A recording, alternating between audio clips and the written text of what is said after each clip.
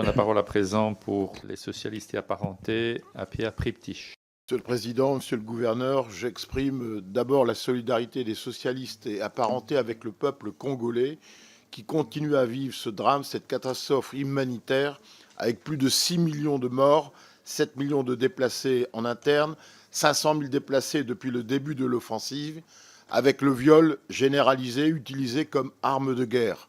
doublé, vous l'avez rappelé, d'un pillage méthodique, consciencieux des ressources minières, à la fois par les grandes compagnies chinoises, américaines, mais aussi par le M23, avec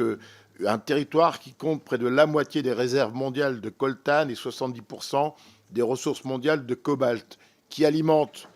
l'achat d'armes avec, sans compter les pollutions des mines. Je veux solennellement appeler l'UE à arrêter ces achats de minerais de sang, le sang des Congolais. Après plus de 2 ans de tentatives de médiation, l'Angola a annoncé le 24 mars dernier la fin de son rôle de médiateur.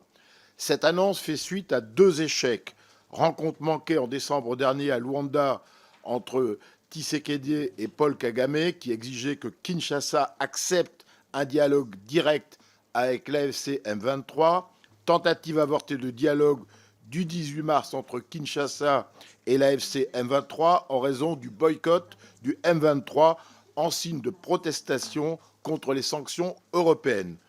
Parallèlement, ça a été rappelé par d'autres collègues, le Qatar se hisse actuellement au rang de médiateur. Une première rencontre soi-disant secrète entre le président congolais et le rwandais a eu lieu et la situation met l'accent sur ce qu'on appelle le processus fusionné que l'Organisation des pays d'Afrique de l'Est et l'Organisation des pays de l'Afrique australe ont mis en place le mois dernier à Dar el Salam. J'aimerais savoir quels sont les éléments essentiels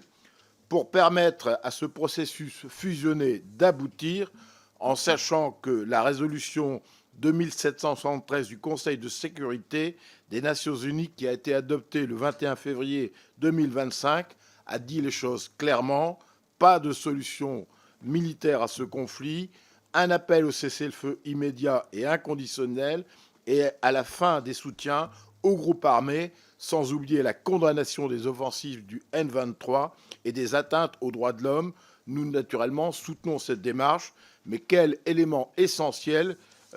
à intégrer dans ce processus dit fusionné ?